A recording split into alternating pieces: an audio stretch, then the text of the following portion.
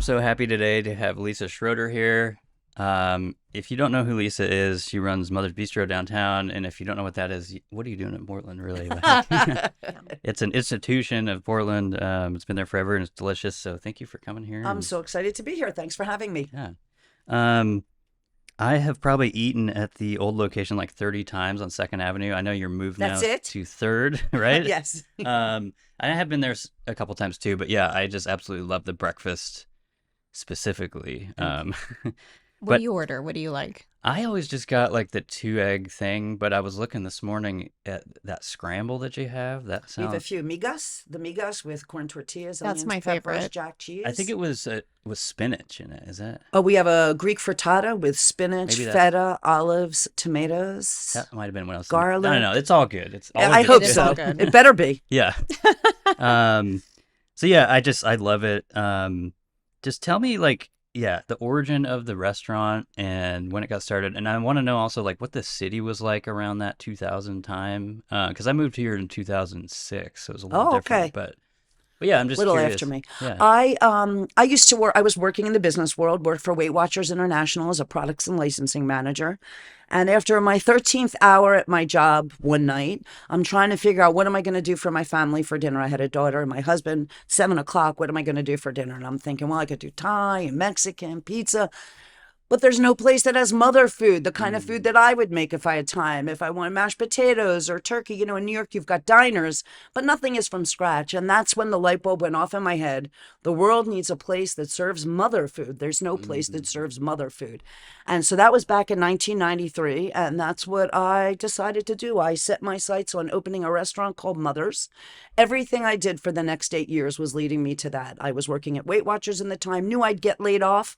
So I applied to the Culinary Institute of America. I got accepted. Wow. At the time, my husband and daughter, we were all living in Long Island. How am I going to go to cooking school? Well, the atom bomb happened that I needed. My husband had an affair with my best friend. Oh my gosh. daughter went to go live with her father. I got laid off from Weight Watchers International, and that was what I needed to get me to Wow. cooking school to follow my dreams. I had no And idea. yeah, That's oh crazy. man, it was yeah.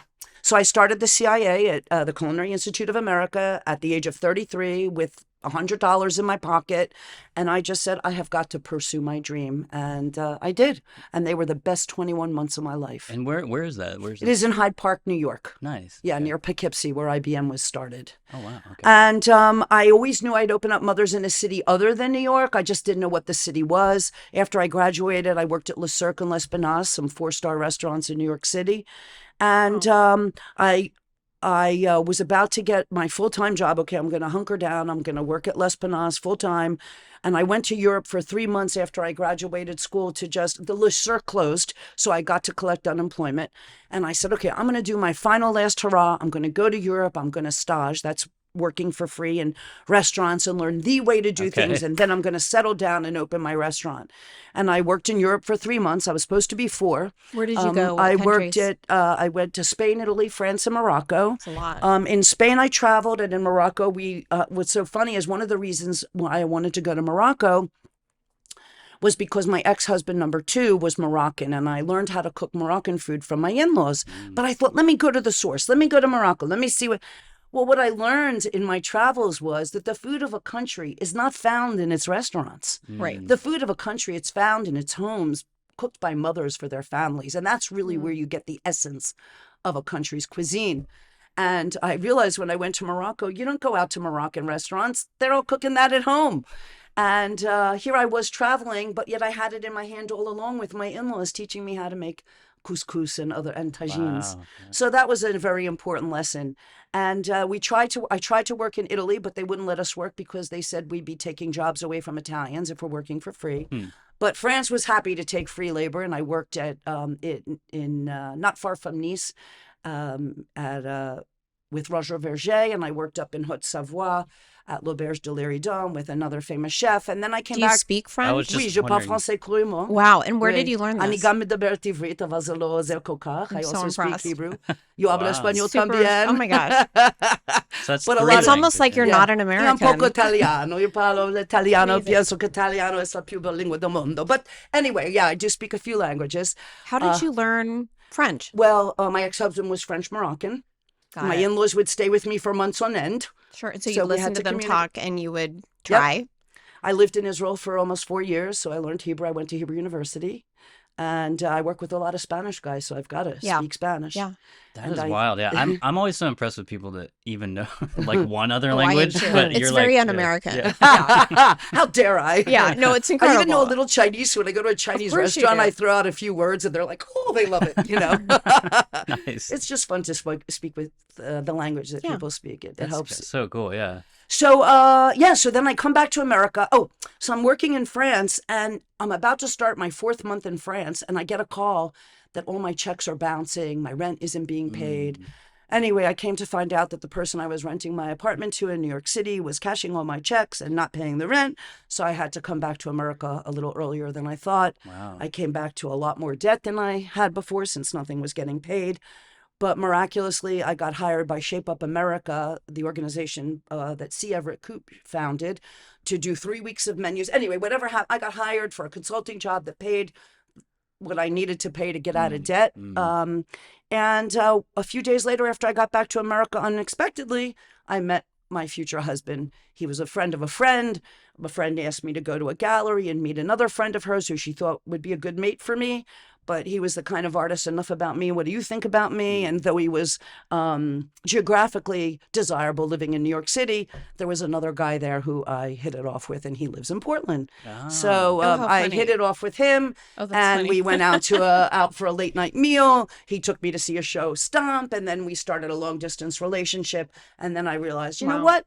Portland is where mothers belongs, and it was meant to be. Wow. What did he do when you met him? He was he was a sales manager for a company called Paradigm. Okay. You may have heard of them, and Anthem Electronics, consumer electronics. He would travel around the country and sell to So managers. that's what he was doing, and he traveled a lot. So He traveled a lot, was in New York visiting a friend, and we went to see this other friend I love that perform, and story. one thing led to another, and here I am. and what is he? Does he still do that, or what He's does he do now? retired. Okay. He's now retired. Well, yeah. that's good since you're so Yeah. busy. Yeah.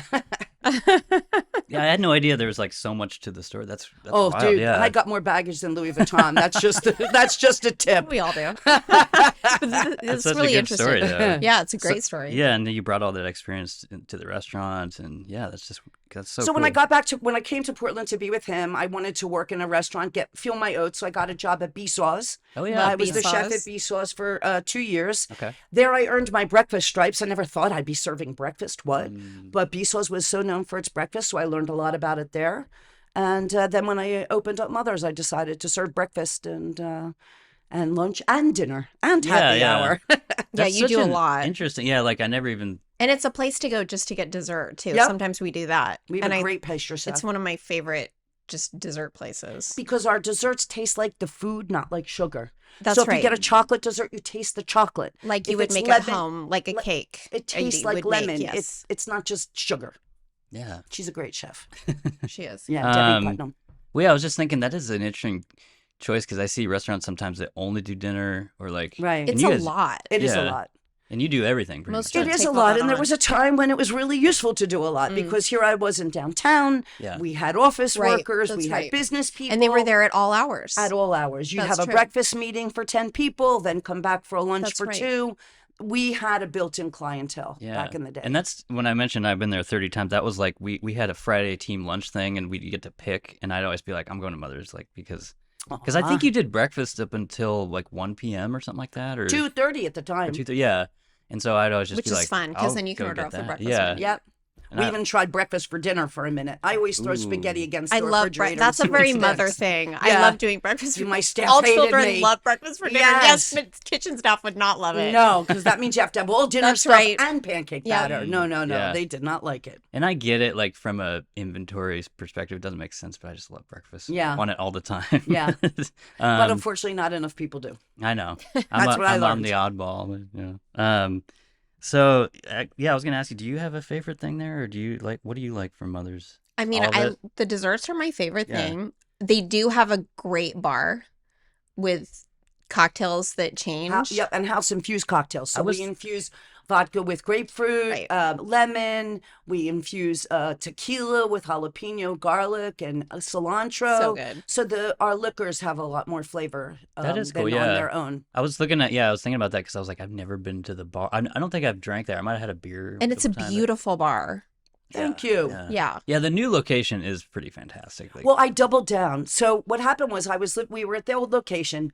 It was built as an insurance building. So everything was a vault. Our dish pit was in a vault. oh wow. When it would rain on my dishwashers because my landlord didn't take care of the building. We suffered for years Yeah. in the building we were in. We had our ice machines downstairs in our storage. My office was on the second floor and the restaurant was in the middle, divided by a lobby. It was horrible working conditions. Yeah, I do remember it was really cramped. It in was there. so it was cramped and it was hot. My poor staff, my cooks would suffer in the summer, and I got to the point where, my God, I got to spend money to try to make this situation better. And I was about to spend $500,000 trying to put lipstick on a pig. This building was not meant for a restaurant, and I was going to move Mother's just for 6 months while I renovated the old location.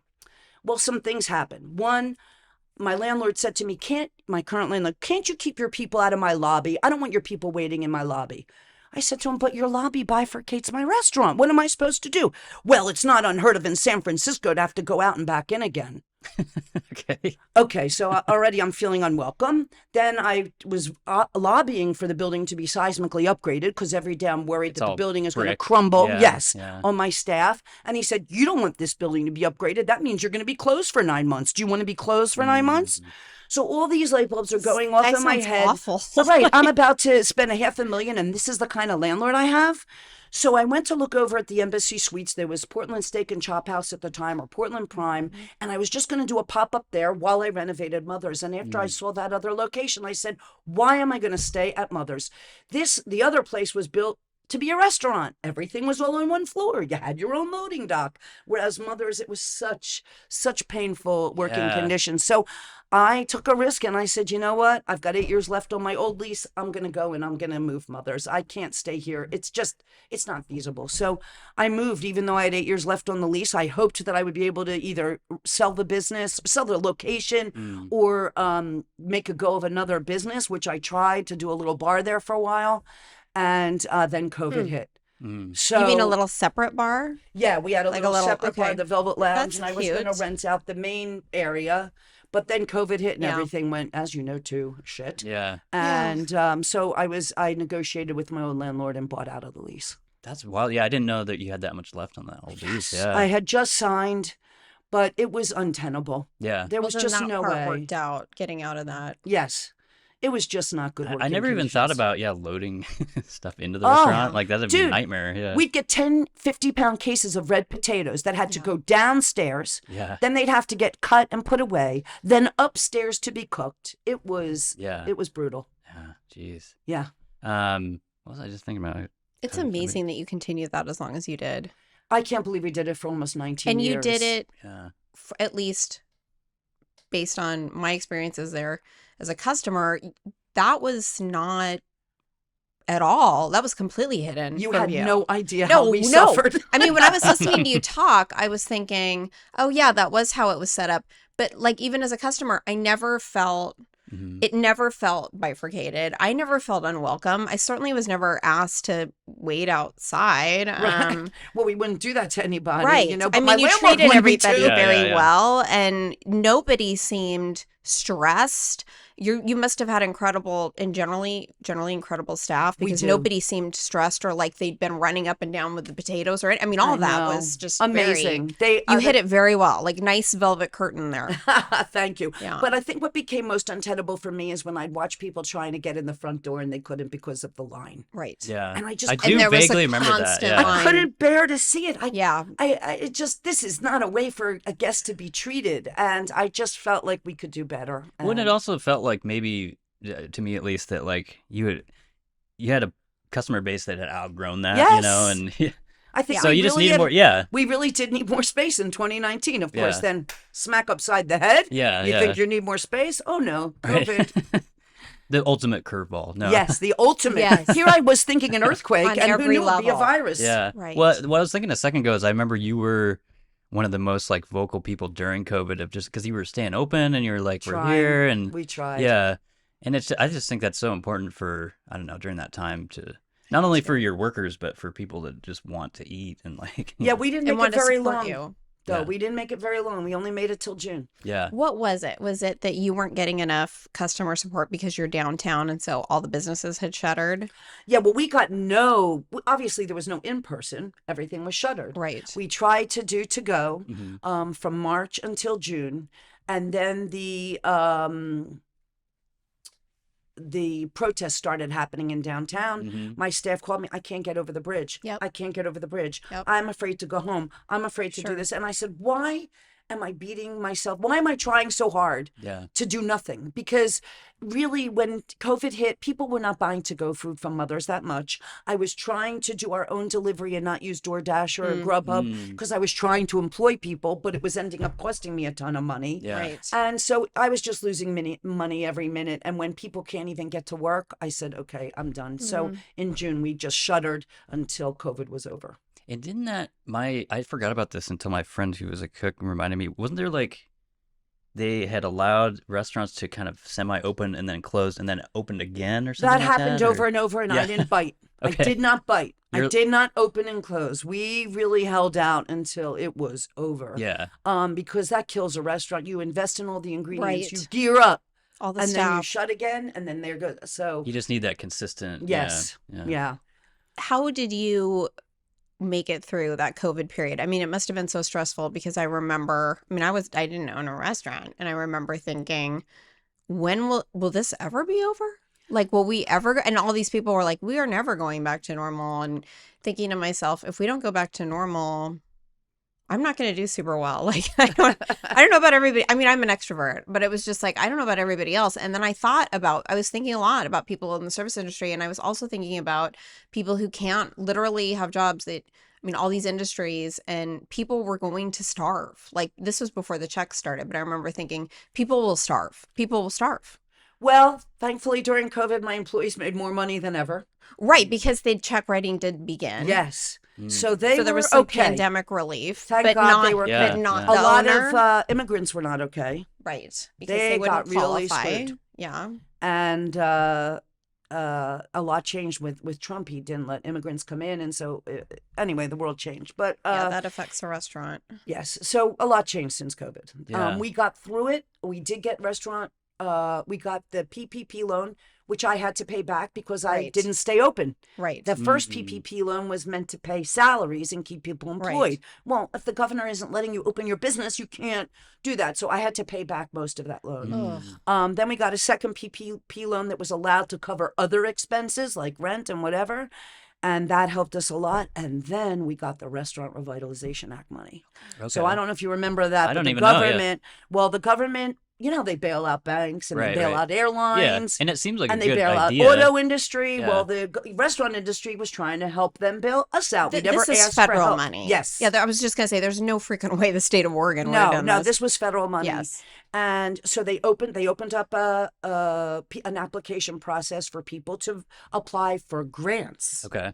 And we applied, and I was there with my button the minute the application could go in, and we got it. If anyone, you deserve it. I would feel like more than any restaurant. It saved. Yeah. That's why we're still in business today. Yeah. I And actually it just didn't. also shows why you should declare all the money you make, because when the time comes that they want to give you money based on what you earned, Yeah. it helps to show what you Yeah. earned. I actually didn't know about that. That's cool. So they're grants, so obviously you Yes. could keep that money. And Yes. Yeah. That's awesome. Yes. Yeah. I have some stupid. These are dumb questions. No questions are dumb questions. Don't say that anymore. I love It's a- your questions. This is kind of a hot take, but I don't really like French toast. I don't even Okay. know. Oh, if I you love have- French toast. I'm just curious how you feel about it. I don't even know if you serve that. What but... don't you like about it? You don't know if we serve that. I It's one of our eat her French toast. It's I one eat of her our French signature toast. dishes. It's okay. It's crunchy French toast. We dip it in cornflakes, Oh. so it's really crispy. I might actually like that kind. yes. Maybe. Yeah. So It's so decadent. It's so. It's. I'm usually totally- like the only one who doesn't like it, but I was What just don't you like about it? What's wrong with it? It's not that. It's more that like I rank waffles and pancakes above. I know, that, but what is it about French toast that you don't like? Is it you Yeah. feel like the bread is soggy? Is it Or it's not too soggy much enough? bread? Yeah, I don't know if everybody has a different. this is true, but I've told people like it all kind of tastes the same, like the same one flavor to me. Yeah. But I don't know. Well, hers Maybe, will taste different. yeah, I like the crunchy aspect. Yeah, the of it. cornflakes adds a little something, something. Yeah. It's very mothery. My other stupid thing was, I think I've mentioned on the show before, but I took this from the movie Sling Blade, which is a good movie. Never saw. Billy Bob Thornton. But I like to eat biscuits and mustard sometimes. I know that's probably disgusting to both of you. No, that's my 10-year-old does that. But I just yeah. like, what would you think of that as a? Some people It's eat like a biscuits, hot dog bun and hot with mustard. It's like a what? It's like a decadent hot dog bun. Yeah, yeah, I guess. You know, I with the guess. mustard and I bread don't and know. It's bread and mustard. Most people think I'm disgusting No, when I say don't. that, but people eat ham and biscuits in the South all the Yes, time. that's right. Ooh, that sounds good. Yeah, too. and they're usually cream biscuits, so they're dry, more scone-like. Okay. Yeah. Our buttermilk biscuits are a little moister and crumblier, not as scone-like. Yeah, it's not as dry. I like the moist. But you go ahead. You eat what you want. Okay. You can do whatever Order you your want. You're an biscuits adult. Yeah. and dip You it can in have the cream. mustard. You can have it in mustard. You can have ice That's cream for right. dinner. That's as far right. as I'm concerned, I was kind of getting at. I guess if I came in and asked for that, they would make that for me. we don't. We will mumble under our breath. Go in the back, get you mustard, and bring it to you, and say no other things. Okay. Right, because you'll ask for a side of. Actually, you'll need more than a side of mustard because Yeah. it's part of your meal, right? Yeah, it's. Dijon or yellow? I just go yellow. Yes. Yeah. Oh wow! And what I do, and it's even grosser, but I'll just put it on like Yes. each bite and do it. With Okay. So you would and, need more than a side. Yeah, yeah. you would need a whole bottle. But enough about my disgusting eating habits. Thanks for sharing. Yeah. I was gonna ask, do you have a favorite restaurant that you want to shout out downtown? That's like a. Some restaurants I have ordered from. Some things or I've like a tried. friend of yours, maybe that runs a restaurant. Well, not necessarily a friend, but I love Eam. Okay. I think anything too. that chef does, he just got a restaurant of the year for his Chinese influenced Thai restaurant Yaroa. I think he's a brilliant chef. Nissan, Okay. Earl Nissan. I tried for the first time a place in Selwood, which isn't far from you, and got crab and corn tortellini that were to die for at Acena. A-C-E-N-A. yes, that place- Okay. we love that place. I had never been there, and the chef So said good. to a friend of mine, "Why isn't she coming?" The owner, "Why isn't she coming here?" So finally, I made a point of going there, and I had that wonderful pasta, the crab and corn pasta, that I think is worth the trip across town for. It was really I delicious. love crab. I do. Yeah. Yeah, and actually, it's Dungeness Crab Day. They're in town, and there's going to be a thing called Crabby Hour at the Heathman Hotel, Yes, that's celebrating right. Dungeness crab tonight. So That yeah, sounds I've got fantastic. crab on the brain. Nice. I love crab. Yeah. What was I gonna say here? Before I go into the sort of downtown stuff, because we were talking about a second ago, I just want to talk about remote work and how Yeah. that kind of, because you were thinking about it in a different way. Like you lost a lot of business because of it. Right. Well, But you I'm just know, curious from your worker's perspective too, like how that changed everything. It's just changed so much for me and the world and everybody, I'm sure. Like, I mean, the world has changed since COVID. Yeah. We have to accept this. Mhm. I think office owners, property owners, have to accept the fact that people are not going to come back to the offices. Yeah. We have computers, we have Zoom. Why would you want to spend money on clothes, commutes, and childcare if you can do the same amount of work at home? I don't blame people for wanting to work from home. However, it is killing downtown businesses and businesses that rely on the office workers. We used to have a built-in office worker business. Now 99% of the offices are vacant. Yeah. Now I'm not saying bring the office workers back to work.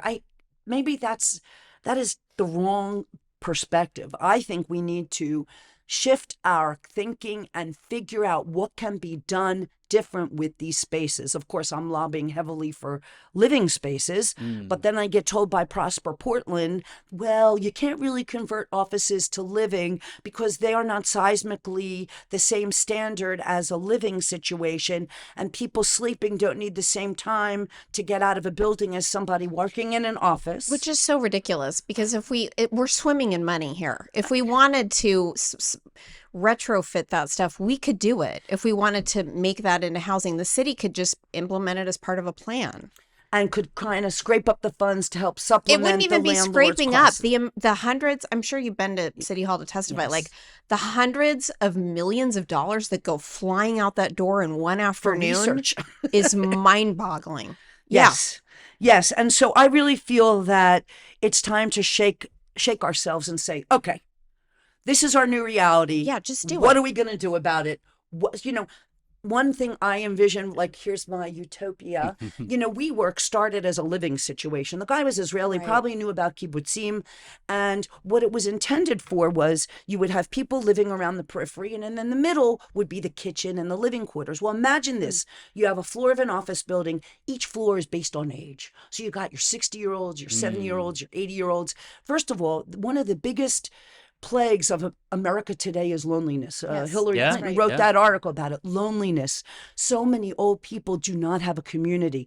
Imagine a floor like a dorm. Yeah, 70-year-olds. They've got the view of they've got all the windows on the side, so their bedrooms are there. But then they meet in the middle for a meal, or they meet in the middle to watch TV. I just think that could be a Yeah. beautiful situation. Yeah. But sadly, it can't happen with a lot of office buildings in Portland because of the seismic situation. So I honestly don't know what the solution is, but I think we need creatives to think differently and use these spaces for something Yeah, the else. solution is obviously not leaving them 99% empty. And waiting for for something. what Exactly. I mean, it's Yeah. that vacuum's not going to get filled, and then No. the longer do you think, I'm wondering what just sort of your armchair psychology is about this, because where your restaurant is located, you see a lot. I'm on 10th and Taylor, I see a lot. I actually, anybody downtown sees a lot. Right. Right now there's really no place where you don't see a lot. So I'm wondering if you think, because this is just sort of my view, like the longer that vacuum exists, the more it's filled with drug addicts and people who are really mentally ill, all the people that we're not, again, we're not providing infrastructure for, all the people that we don't have detox and rehab for, all the people our state hospital is filled with criminals, so we can't get anybody any mental health, serious medicated mental health treatment. It's like downtown is filled with people like that, and the more it's filled with people like that, the less likely anyone will ever come back. Well, there's been a lot to clean up downtown. I will say this: you'll see less tents. I know you'll Yes, say that's that. right. We'll still have the drug users. They are doing But that. one of the marketing campaigns I visualize is a cleaned up downtown and a cutout, like a white cutout like this, and it would say, all that's missing is you. Yeah. Because the truth is, what downtown is missing now It's is our people. population. Yeah, normal people going down and spending money. And by normal, I just mean, employed, and they don't need to work downtown, but just coming down to the anchor city of the entire state. Is super important for the state. It's Yes, not it just, is. It's not just important for the business. No, we don't person. have It's- any other cities like Portland. It's the biggest city. It's We're the- not like California. Yeah, it's the We're heart, not like heart of the Washington. economy, really. Yes, Yeah. it is the heart of the economy and the populace. And it's And just yet- wild that we're not using it. But you talk to citizens of Portland and Oregon, they used to say, I'm not coming downtown. There's a lot of panhandlers. Well, now they say, I'm never coming downtown. It's it too used to scary. be panhandlers. Now they're all afraid. They're afraid their car's going to get broken into. They're afraid And it that- does. But Stolen. Yeah. however, New Yorkers are not going to say, I'm not going to the city. I mean, New Yorkers Right. go That's to the true. city. That's true. And we need to shift the perception. We need our citizens to support our metropolis because it supports us. We fly in, it greets people, it helps people get settled. I mean, the city serves a purpose for its citizens, and we have to stop dissing the city. Yeah. And I think we start need getting more our- stuff there too, like and just more government support of what we do have. Like I talked to Scott Showalter, who's the former CEO of the Oregon Symphony, and Brian Frieso, who runs the art museum, and they pay more to the government than they receive. So why wouldn't the government do what it's doing? I mean, Scott Showalter was telling me Cleveland, Detroit. I mean, these are places that have really invested in their downtowns. And he said they actually have good art scenes. I don't know. I actually haven't been there, but the picture he was painting sounded far better than Portland because they're supported by their local governments. And just retrofit these buildings and let's get some some use out of them. Yes. Why don't we start pouring some of this money sloshing around into these beautiful institutions we do have? I agree. There are so many empty buildings. And we could have more. For example, there you talked about art. Now there's going to be the Winter Light Festival coming up, which is really exciting. But that's private. There's this great guy, Chris, who decided that he was going to start this. I think it's Chris Herring. And he and a bunch of people and artists, people go to Burning Man, decided to start this thing that is really a boon for the city and downtown.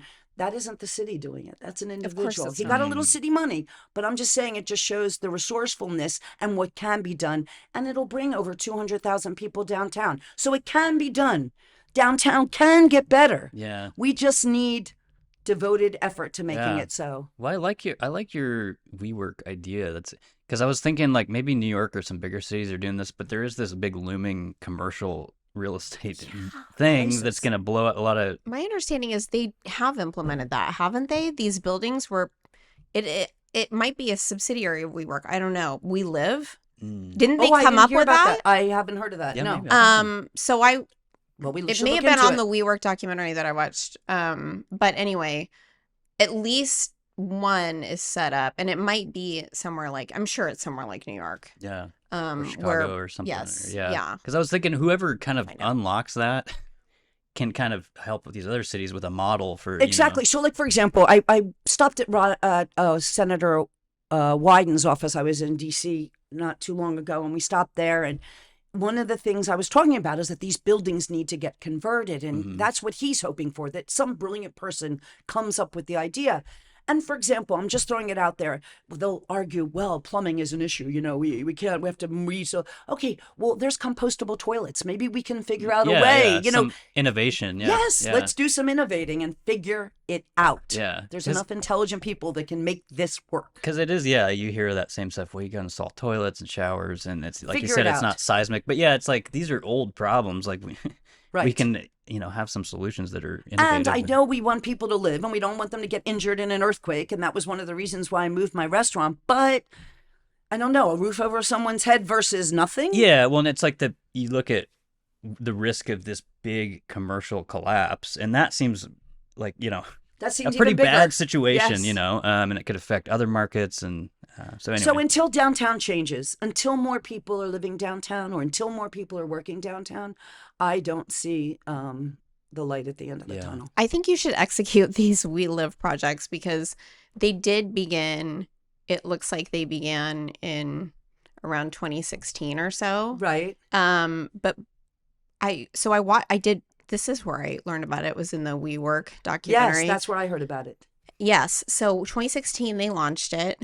And the issue, I mean, if you watch the documentary, the owners were over their skis. Yes. But you're the kind of person who could do this successfully. They just did it wrong. I mean, I'm reading about it right now. There was tons of interest in it. And the issue was they were just executing it totally wrong. Then it was going to be the apartments that were rented out were going to be hotels. But that was, according to the New York Times in 2018, that was being done illegally. And then they wanted to expand, but they were expanding too quickly. And so it was just executed poorly. But there was a ton of interest. Well, and obviously they met all the permit stuff if they were operating, right? Like, initially. But don't forget, New York and Oregon, two very different worlds. Yes. And the in New York, they want you to do stuff too. I mean, they're interested in people doing stuff. Yeah. Well, and even like obstacle. Even beyond that, I was just talking to people you can't. this week about how a coworker of mine who's in Southwest Portland about how difficult it is just to remove a tree. Like, oh my gosh. So it's like, talking about that kind of stuff. And the amount of permits and paperwork that you need, and they will tell you if you can remove it or not. I mean, there was just an article about this. One of them came down and said, well, that's the whole thing. Portland, it's like went all these, right on the house. All these people that had tried to remove them couldn't, and then in the ice storm they fell. Somebody. Yeah. I mean, and it went right through their house, and then it's like, good job. Yeah. Okay. We told you. I have heard that the permitting bureau, I forget what they're called, is going through a big revamp. They are trying to make it simpler. Yeah. And that's good, hopefully. Yes. Yeah. Yes. Trying to get rid of some of the obstacles that people face. They've got to. I mean, we just can't keep doing this. On that note, how do you feel? I asked Eli, who's a candidate here. He's a police officer downtown about how the downtown task force is going. Do you notice like He's part of that bike squad. yeah. Uh-huh. Yeah. But I just like, do you notice a difference? Have you seen a change downtown since they started this task force thing? Or? Well, here's the thing. So I was on the task force, 50 members, came up with lots of ideas. Yeah. But when we had to synthesize all the ideas down to a fundamental handful that were implementable within 6 months. Okay. Okay. So for me, the most important thing we need downtown is a Cheers van to pick up intoxicated people Yes. and a detox center for those that are intoxicated can get sober. Yeah. Those two things were not on the list because the governor said can't happen in 6 months. But those are two vital things that downtown Why can't needs. it? Was there a reason given? Well, first of all, by the way, Vega Peterson let $500,000 slip out of her hands for that Cheers van, saying more research needed to be had. Of course. Well, what, Okay. Talk about money and if, sloshing around. like for a second, because I remember the chair of seeing Multnomah those. County. I remember seeing those Cheers vans all Yes. the time. What happened? Like did In they, 2019, yeah. right before COVID, they stopped because it became the level of intoxication Yeah. became too much for those trained to handle. Okay. They were it was only- meant for alcohol, and then Right. it became It was like a meth and drunk tank. fentanyl. Yeah. Exactly. They used to call it the drunk tank. Drunk tank, yeah. Okay. Well, guess what? We can find people that are able to handle people that are on harder drugs. Yeah. Yes, we can. Yeah. Instead, what's happening now in this city, they're being put in taxis Mhm. and Ubers. And these poor people, drivers, are left to Jeez. deal with these crazy people. That's It's wild. wrong. Yeah. And That's that's so if they can get wrong. in the car, I mean, a Right, lot of right. them are just left to roam around. So, and that's right. That's if they go somewhere. So I think that's a number one priority, but that couldn't be, I'm just giving you an example of some of the things that were not able to be part of the task force recommendations because one of the parameters has to be implementable in 6 months. No, and that's good context. 'Cause I didn't know that. Yeah. Yes. Yeah. So the reason why they decided to we talked about an emergency, making a fentanyl emergency. So they are doing that. And the reason why they're focusing on downtown is what we thought was, let's focus all our resources on one area and see if that is the solution. Okay. I know Julia Brim Edwards was protesting because why are they just doing it downtown? Because you have to do a focus situation. You have to try and see what works, and then we can take it and put it throughout the city. Yeah. But that was the reasoning why they're only focusing downtown. And we talked about peer-to-peer support. So instead of a cop going to someone who's lighting up fentanyl, let's find people who are in recovery to go out Right, and right. encourage them to go get help. And so we were that was one of the solutions that we also came up with, rather going more with a carrot rather than a stick and Yeah. trying to see if we can help people get there. But of course, we need rehab centers, which we don't have enough Totally, of. totally. So yeah. we don't really have places for people to go yet. Yeah. And with Measure 110, we put the cart before the horse. We said, okay, it's decriminalized. Oh, but we don't have anywhere to put you. Yeah. It was a big mistake Yeah. how that got handled. Yeah, and we talked about it a lot on the show. I unfortunately voted for it. So did I. But yeah, all of us. Yes. It's like a lot of Portland, and they didn't really see the consequences or know that was even going to happen. Well, did we imagine that our police force would go hands off? That is exactly what happened. They said, we don't. I mean, to be fair, we have one of the smallest police forces in the country.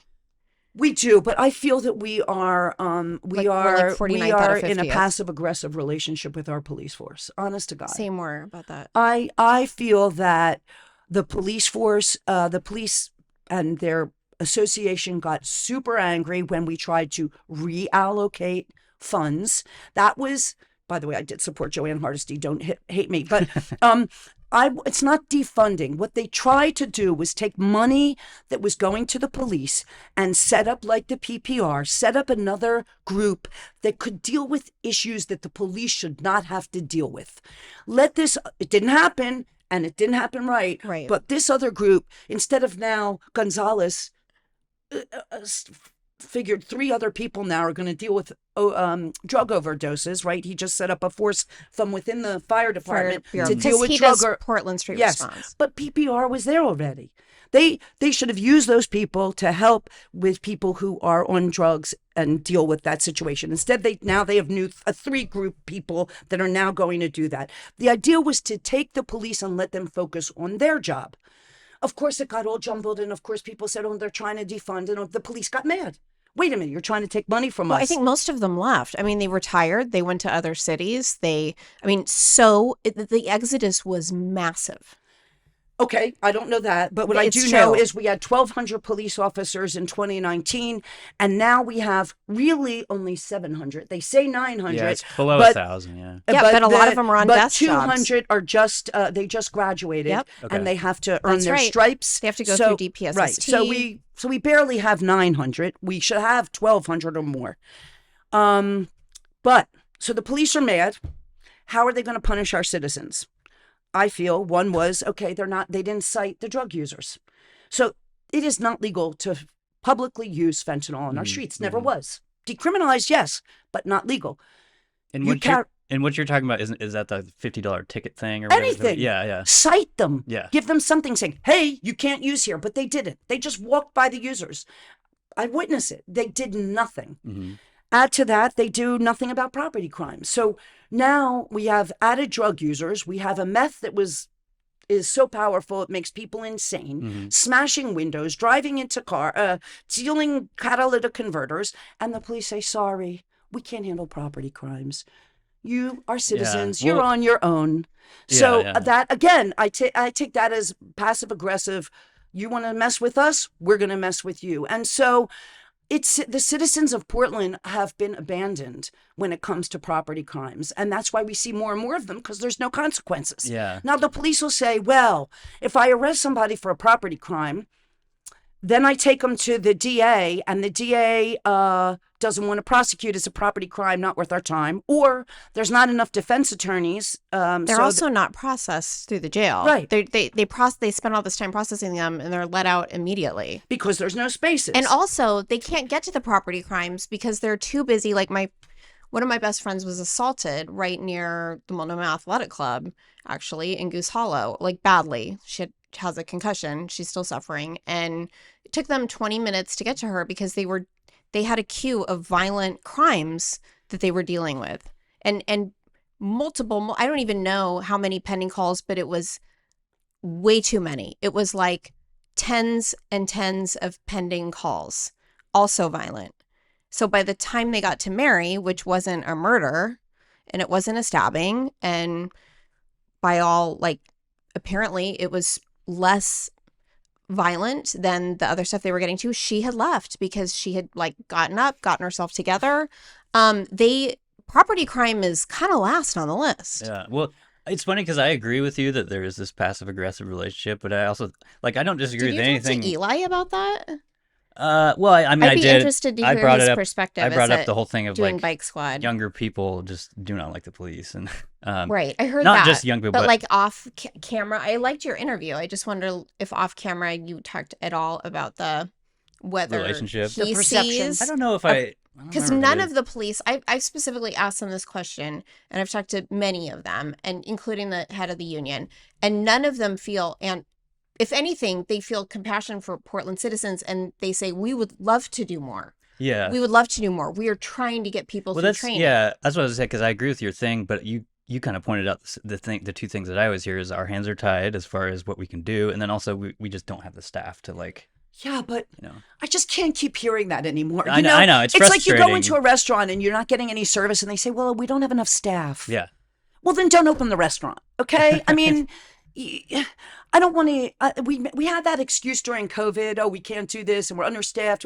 You know, you can rally. Yeah. Well, I think can they're do this. rallying. I What? mean, I do think they're rallying. I think all they do I'm is not saying respond about to the violent police. crimes. Yeah, I'm not saying the police. I'm not referring to that. I was referring to in general, Sure. where COVID has become a cop-out thing, where everybody says, "Oh, we're understaffed," or Right, "We right. don't have the people," Well, it just- or "We can't come in today." mean, Eventually, we're hiring eventually you more. just go, oh, it's because of COVID. Like we can't, and you're like, what are you talking about? Right. I mean, that's what it used to be, Yeah. but now it's become. We've gotten, menus are smaller, services Right. less. That's you right. know, Nobody people makes are your bed giving- anymore at the hotel. Now it's like, we Yes. don't have maid service. You have to Right. schedule it. And I'm like, wait a Yeah. minute. Yes. That is such a Pacific Northwest thing. Well, I was gonna say I did ask Eli about downtown businesses because I've heard a lot from like if you have a problem and you call them, it's almost not worth it because you're just waiting and like nothing happens. And What did he say? We had an instance where a girl had she was a user because we have her on video where she had smashed a bunch of our glasses with her skateboard, and then I have a video of her talking to me with her needle in her hand. Wow. Jeez. Well, fast forward a month later, she's in our restaurant trying to grab someone's bag. She gets escorted out of the restaurant,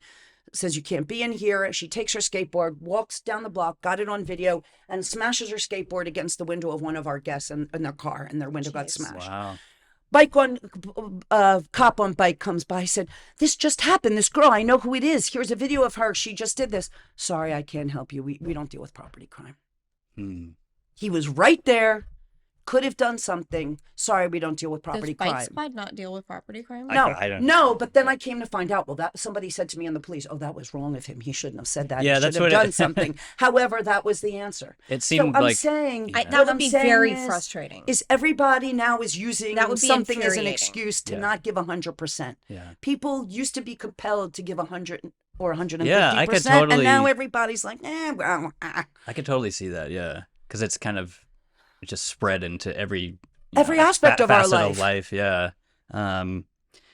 Yeah, I was gonna ask really quick, and then we can get off the politics thing. This is maybe a stupid question. Would you ever run for office? No. I thought I wanted to be in politics, actually, and I studied political science. Yeah. And but now in my old age, I've realized that it is a very thankless job. Mhm. Yeah. It is very hard to accomplish things, even if you have the most beautiful agenda in the world. Mhm. There are obstacles every step of the way. Yeah. And some people said, "Oh, why don't you run for mayor?" Well, thank God I'm not a resident of Multnomah County, so I can't. Okay. Okay. But it is also the most thankless job you It can ever be is, in. yeah. So I decided way back when I opened my restaurant, I'll use my restaurant for causes I believe in, like Moms for Gun Sense and candidates that I think are good for the city. And so I use my space for causes I believe in, and that's how I can be That's political. cool. Yeah. Well, because I do feel like you have a good political mind, like just talking to you today.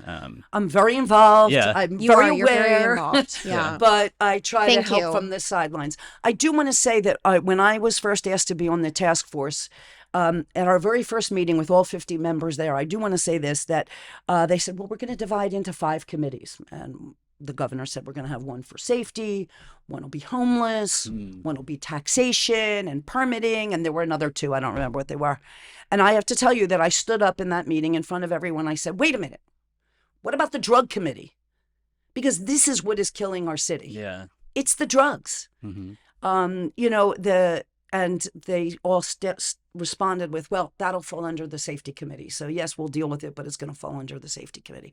But I really do feel, having seen firsthand, I had a drug supermarket behind Mother's. I watched. I mean, you see these people, it's almost like it's a supermarket. They Yeah. drive by with their cart and unveil, here's my lovely supply.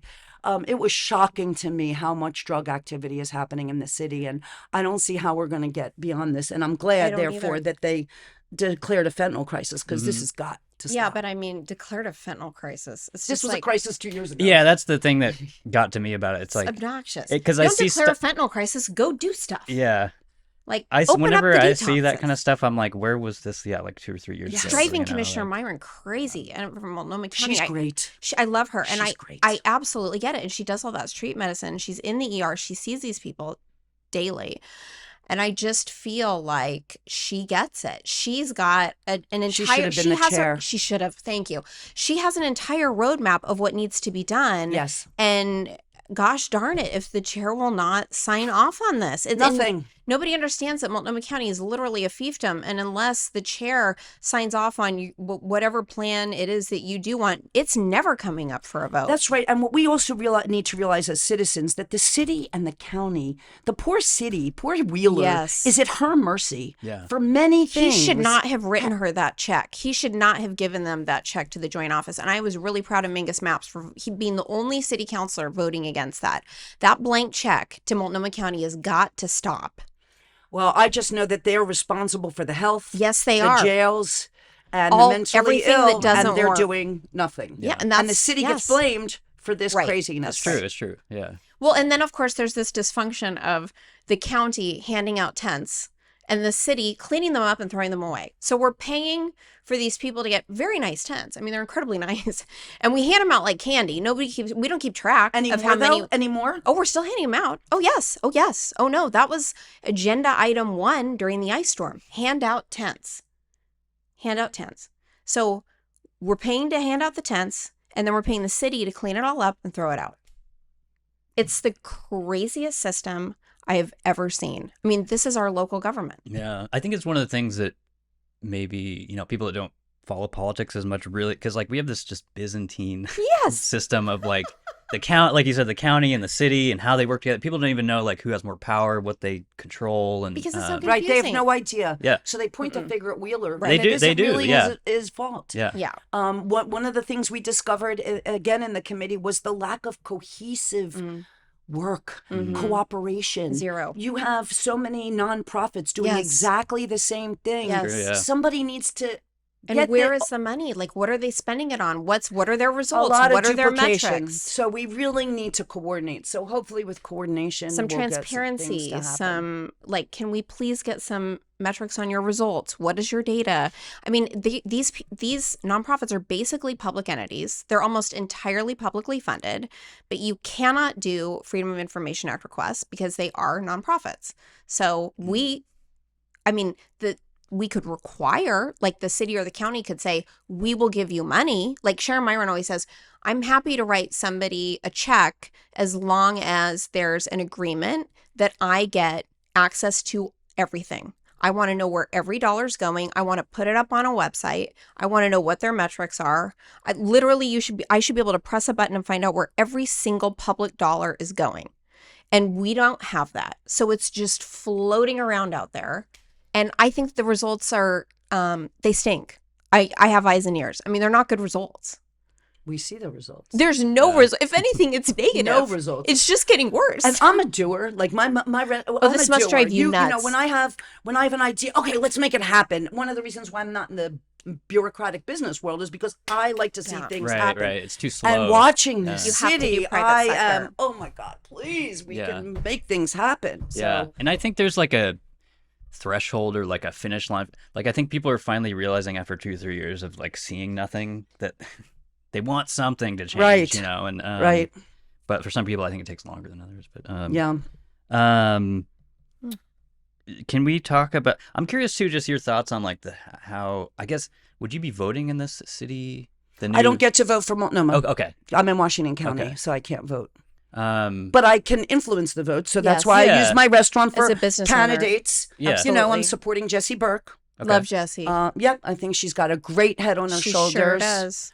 Yeah, Nathan. Nathan's great. Nathan Vasquez. Vasquez, yeah, Yep, yeah, I'm yeah. supporting him. I was just Thank curious, you. what you think of the whole new change from the commission. I am so worried for our city. Mm. I am so worried. I think if we are dysfunctional now, imagine what we're going to be with a new city government and everybody trying to figure out their roles and responsibilities. Yeah. I honestly am very worried. I think that we're like adult children of alcoholics. I've said this before. We're in a dysfunctional situation where we're hoping that our parents will manage us and take care of us, but they're really not. And now we're going to have 13 new people trying to figure it out. A mayor who's impotent. Right. Yeah, I am very concerned. Yeah, it is intimidating. It's weird because I was just thinking, do you think, like, because I always say like we needed a change from the old commission form. Oh, I think At that's least why to it me- passed. But like, would a graduated approach be a better? Because to me, it just seems like all at once. It just seems like a bad. There are so many better solutions to what we have, but we don't have the ability to change what is. Yeah. So That's we right. now have to figure out how are we going to navigate what we are now presented with. Just like 110, we screwed up. We Yeah. voted for Yeah, it. yeah. We screwed up. And now we are going to be at the mercy of these people trying to Yep. figure out their jobs. And they'll be so busy figuring it out that we will get nothing done, Yes. even more. Yes. And so I am very worried for my business.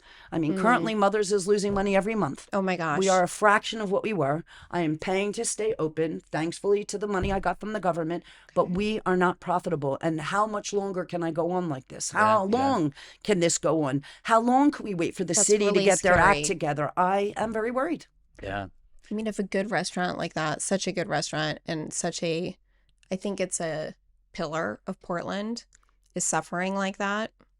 Imagine how everybody else is suffering. And that's why It's a you good see all these barometer. restaurants Yeah. closing, Mm-hmm. because we are all suffering. People are not going out like they used to No, they're before not. COVID. They're not working in offices like they used to before COVID. This is a changed world. Yeah. It's funny because when I was saying I used to go to the old location all the time, I just think about back then. This is like 2017 or like 2015, I guess. But it was just so different. Like, Yes. there at lunchtime, there's just this It was whole packed. community of Yes. people that would go. Everybody you was know- out on the Yeah, and- sidewalk. Yeah. I take videos. I was downtown 9:00 on a Friday morning. I took a video. 0 people. mhm. Wow. 0 Yeah. in a That's typical. city. Yeah, that's typical.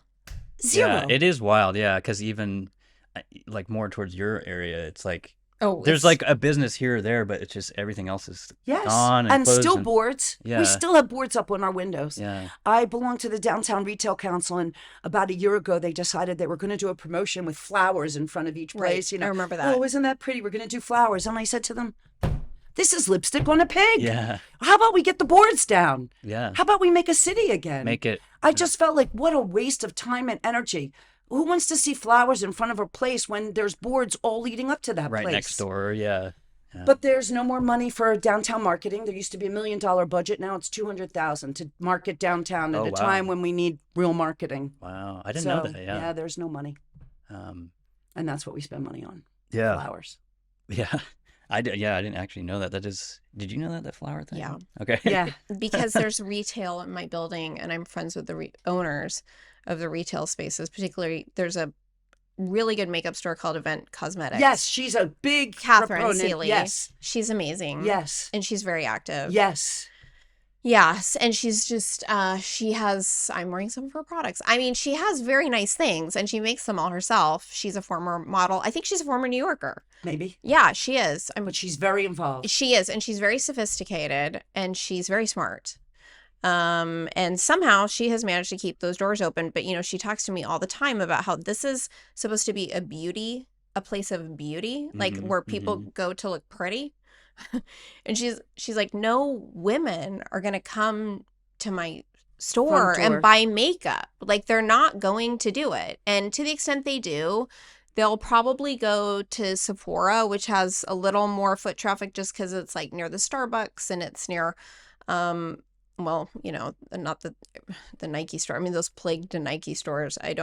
Anyway, everything has changed, obviously, but I think, and everybody's suffering, but I know she's suffering a lot, and her windows are broken out constantly. And she's a Black woman. I mean, I thought these were the Tell people her- that we were supposed to care about the most. Tell her to keep her lights on. When my window Well, got she's broken, doing it. because the third time my window got broken in 3 months, I got a call from Darcel. May she Oh, rest wow. in peace. Yeah. Oh, wow. And he called me and he said, Lisa, I got to give you advice that Bill Nato gave me back in the day. Keep your lights on. Always have your lights on. Nobody will bother you if your lights are on. So now, Okay. thankfully, I have LED lights, and those are on That's very smart. throughout the night. So maybe just Okay. mention that to her. That's a cool story too. Yeah. That's a great And I story. do, and guess what?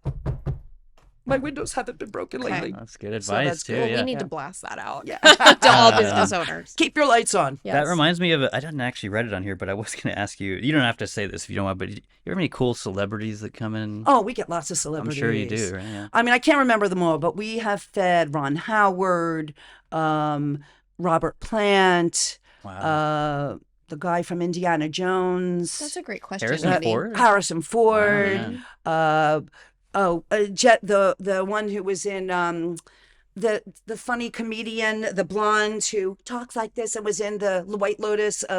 Jennifer, I don't know famous people. Coolidge, Coolidge. right? Yeah. Okay. She wrote me a She's sweet funny. note. Oh, that's so The sweet. girl from Friends. I don't know famous people. My staff tell me, oh, you know who that is. But we feed bands all the time. One of the things I like to do is take care of artists for free.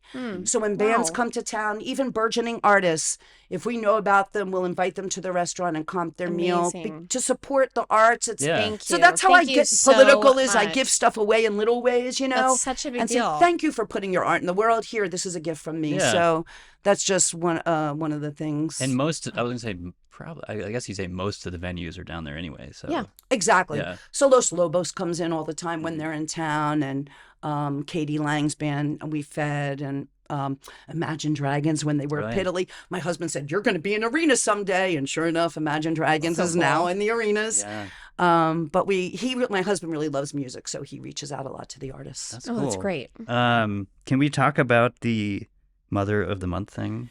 Yeah, well, when I had the idea for mothers, I knew I wanted to open up a restaurant that served mother food from around the world. And now we're getting to the final hours. I'm finalizing my business plan, trying to get money for the restaurant when I was first opening up. And I realized that there's some mother staples that can never get off the menu. Pot roast, chicken and dumplings, mac and cheese, that can't go away. Yeah, yeah. And so I was trying to figure out how can we be seasonal as well. And then the light bulb went off in my head. Oh, the Mother of the Month, the mom menu. Mhm. And what I use that for is to be seasonal and to highlight a different mother each month. We tell her story, have her bio, and then we do like a Mediterranean mother in the summer months, a Ukrainian mother in the winter months. In fact, right now we have a mother from Hungary, and we're serving stuffed cabbage, goulash, so good. cream puffs. So it allows us to be seasonal. It allows us to honor mothers every day and to change it up for my staff so they don't get bored. We're always trying new foods and dealing with other things. So Yeah. Well, yeah. shout out to the Hungarian. Oh my gosh. Yeah. So good. yeah, who doesn't love stuffed cabbage? Yeah. I mean, really. And people today, that's the kind of food we do, slow cooked food that Yes. people don't make anymore because who's got the Yes. time? Right, right. And so the flavors, you don't get that anymore Right. because these flavors have cooked for 3 hours. So that is what sets our food apart from a lot of other places because a lot of stuff is done a la minute, in the pan. Our stuff cooks for hours before you get it in your mouth. Yeah. Can you do a quick just shout out to your valet thing? I think the valet thing is so cool. 'Cause- Well, I have to say, when I moved, I never really considered how good it would be to be in a hotel. Yeah. It didn't really occur to me. That was not my motive. However, we do benefit from guests staying in the hotels. Well, one of the other benefits is they have valet parking. And while I have not gotten a break on my rent from my landlord, the one thing I have gotten is a break on the valet costs. And so they've been willing to valet park my guest cars at no charge to me. And that is a great service to my guests. It yeah, is. I just It think it's so is. cool because of all the problems we were just talking about downtown. It's makes people's life a little bit easier. and- Exactly. You don't have to worry about parking. You don't have to hunt all around. And so you tip the guy $1 or $2. Yeah, yeah. Much better than spending $10 on parking or feel threatened. Yeah, totally. So, yeah. and now they're locking the parking lot. So guests who park with us, their car is safe. Oh, nice. They didn't Yeah. used to do that. And so they were getting a lot of vandalism. But now it is locked and that's nobody will great. be able to get in. Yeah, so if you want to go downtown and not like just worry about parking, that's You just can pull up to the Embassy Suites Hotel, get parked by one of the valets, and walk yourself into yeah. Mother's. I just think that's so cool. Thank you. Thank you. Thanks for the plug. This is it's another dumb question. You ever, No dumb questions. you ever seen you You ever have seen good questions, Andy. Stop that. you ever seen the movie Mommy Dearest? Oh, Yes. geez. I love no that more movie. wire hangers. Yes. Yes. Okay, I figured you had. I don't know. Yeah. I was just thinking of like mother related movies. I'm like a mother to my staff, to my community. I can't help but be a mother. So if you need me to come and spoon feed you at the table, I will cut the food for you if I need to. Okay. We used to have a guest, may she rest in peace, she'd say, we used to have roast chicken on the menu and she'd say, disjointed. She wanted us to cut the chicken up for her. But really, I will do anything for my guests. In fact, just the other day, I had one guest come in. It was the end of the day. She said, "Oh, I called up and asked if you'd hold some cinnamon rolls for me." And I was told by the host, "No, it's first come, first serve." And I was saying to myself, why would any of my staff tell a guest first comes, first served? I will do whatever the guest wants. So I know who it was, and I'm going to talk to her when she works next and say, look, always say yes, or ask a manager, can you say yes? That's my first response. I hate being told, well, it's not our policy, or no, we don't do this. Or, Right. I'm all about yes as much as possible. Nice. Let me see. Get my other ones here. So you can get customer service there. That's part of why I love your restaurant. It is one of the few places in Portland, in America really anymore, where you can get customer service. Well, I try to It's give Nordstrom style customer service. 4-star service, Yeah. but in a casual atmosphere. Now, you ask yourself, why are so many restaurants in Portland counter service now? Do you know They why all that is? are. Do you know why? I don't know. Yeah. Because in Oregon, we pay our servers minimum wage. Oh, okay. $15.50 an hour. I was gonna ask you about that. $15.50 an hour Yeah. plus tips. So restaurants who are trying to make a living, So they scale that back. they scale back the amount of servers on the floor by only having a cashier. Now it's only one person instead of 4. That is typical. That And is the now prices are the same or more sometimes. and you're expected to tip. That's Yeah. right. I was And it gonna starts ask, at 20%. Yeah. So I'm not going there, and so it's costing me dearly. Our profitability I'm is very sure it low, is. but to me, that's what hospitality is Yes, about. yes. Doing whatever you can for the It guest. feels like you're in a restaurant. Like Right. it just feels you actually, as a mom who doesn't have another pair of hands to like help cook, it feels really good to sit in your restaurant and actually have things done for me, as opposed to like turn to my kids and be like, okay, everybody pick up your plate. We Right. got to find the bin. Clear your table, set your table, get your Yeah. own food, Mhm. get your own water. Oh, we need some more napkins. Do you guys see napkins anywhere? I mean, It's nobody's over going there, to come they'll by. point. Yeah, right. So I can't abide by that. To me, I am in the hospitality industry. I live to serve. That may sound hyperbole, but I really do live to serve. And I want people to have the best possible experience they can have. And that is why I exist. Yeah. Well, I was thinking and it seemed like it's always been that way to me. It does. You know? Yeah. Well, I went to the Culinary Institute of America. I learned how to do 4-star service. I've worked in 4-star restaurants here and in France. I know about service. Yeah. And I'm just compelled to provide the best I can. And that's why I just shudder when I go into a place where they say, they have 5 menu items, but they're out of one of them. Right. Yeah. Right. Or a That's pizza place that always runs out of ours. dough. Yes. How can you be a pizza place and have to close because you're out of dough? All you sell is pizza. I just don't get it. My staff knows we do not 86. We do not say we are out of anything that is on Wow. the menu ever. Mm. If it is on the menu, we have it. If it I means have never heard of that. How do you, I want to hear that because Right. I'm sorry, I really interrupted Yes. you, but you were going to say there are things you have to do to make that happen. yeah, if it means I have to go to the store because we're out of one ingredient in There you order to go. produce that, I will go to And the you store to do get it. that. The Yes. owner does it. Yes, the owner does it. It's funny Yeah, because That is so impressive. We got an example this weekend. It's Sunday brunch. We're putting out avocados, and everyone is black. I'm like, we just got these avocados in. How can they be? Well, they had sent us number 2 avocados because they didn't have the ones we ordered. They just subbed. My staff didn't realize it, and now we're trying to put them out in every avocado. So what I do in the middle of service, 11 o'clock at brunch time, I run out to the store and get us new avocados because I cannot abide. Yeah. I can't sell. We call them pretty avocados. If It's somebody asks amazing. for a side, but yes, I will do whatever it takes to do it right. I didn't even think about. I was like, how do you do that? But you just go to the store and get Right. them, I mean, yeah. I Of run, course. and of course, it's the middle of Sunday brunch. So But thankfully, we have Stockholm Syndrome. We're Yeah, just used to what's- being told Yeah. that there are 3 things left, and Right. that's what you can order. right. When I think it's also like what you were talking about earlier, this just weird culture of like, well, it's just how it is now. And Right, like, I'm right. sorry, you know, like- Exactly. I can't. COVID. I have eggs Benedict on the menu on weekends, and my rule is if we run out before 1, I'm making more hollandaise. Wow. Because hollandaise only lasts but so long. But if it's 1 o'clock, yes, I'll 86 it. But I lasted most hours until an hour before service. But otherwise, I will make more. Whatever it takes, I just will a- make more. Such a good philosophy, yeah. And so, please go to Mother's. Support the business. We're yeah. working hard, Yeah. and we've got great Obviously, people that we're yes. trying to keep employed. Yes. We Yeah. have almost 70 employees. Yeah, you and, provide a lot of jobs downtown. and we had health benefits before Obama. Wow. We have a 401k. It's funny A how 401k. all these restaurants are now saying, "Oh, well, we have health benefits." I always had health benefits: Yeah. massage, dental, acupuncture, Massage. and we have a 401k. So many places are acting like this is new, yet we've been doing it for 24 years. I Yeah. didn't realize this was a selling point for a restaurant. Well, But- it is super generous because I It was is. I was working part time pre Obamacare for the news, and I never got any benefits the whole time. So Wow. like that's really generous. And we do it for 25 hours or less, which again Wow. is unusual. Wow. We don't require Yeah. full time Yeah, because health insurance is a right, yeah, and I want to take care of my people. totally. I love my staff. I know it's kind of crazy, but there's in tell. Greek they talk about all different kinds of love. I literally love my people. They are mothers. They drank my Kool-Aid and they spread my mission, and I really appreciate Yeah, it. they're all on board. Yeah. Yes. Yeah. And if not, you get voted off the island.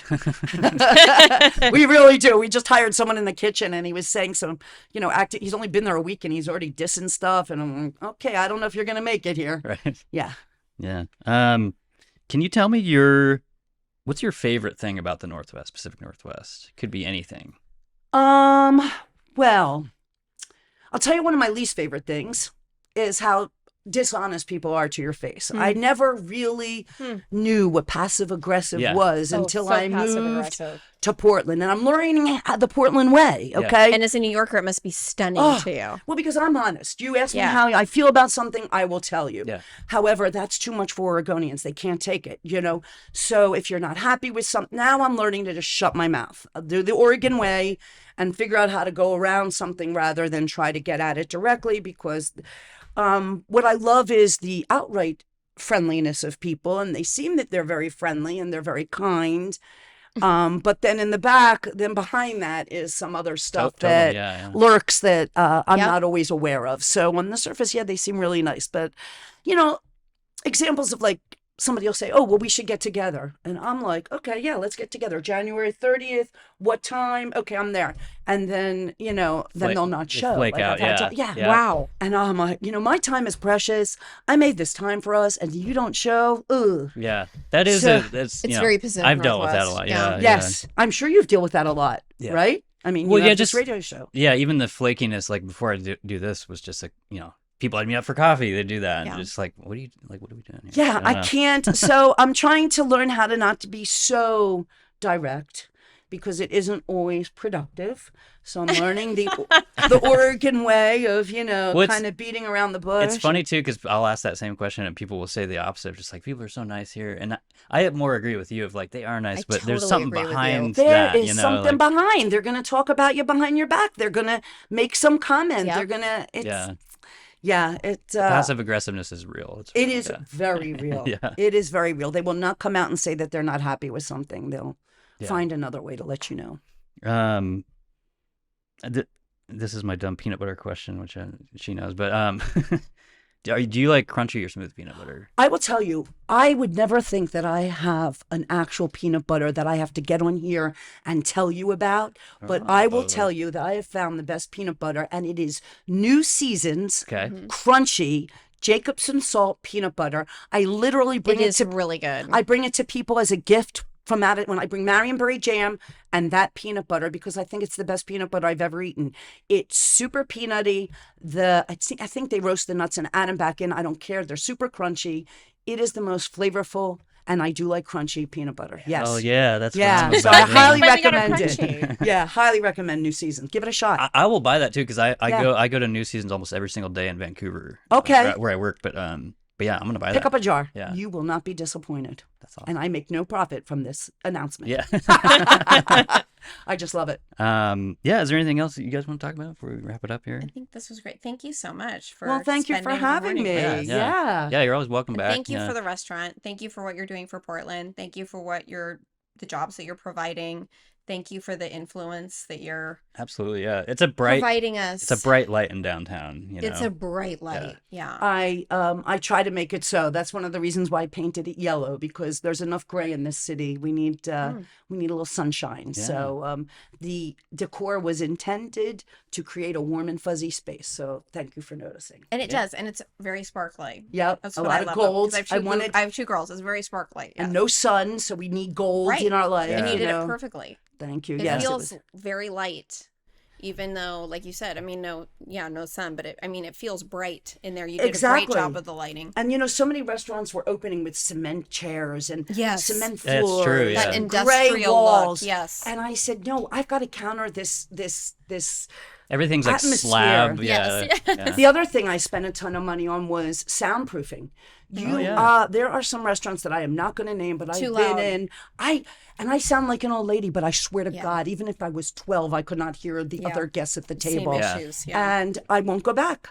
Mothers, I spent right before COVID $9,000 to put sound panels on the ceiling because I think it's important that people be able to have a conversation. It is true, yeah. It bugs me even when I go to like bars and I can't hear other people. I'm like, what am I doing here? You get exhausted. Okay? Don't you get exhausted by the end? Yeah. At the end, I'm like, oh my God, I feel like I've been through a war. I not have fun. It is, yeah. Yeah, it's exhausting to try to shout out over sound. Well, yeah, go to Mothers, support Mothers. It's a great place. Please and thank you. Yeah, and thank you so much for coming on. Thanks for having me. Yeah.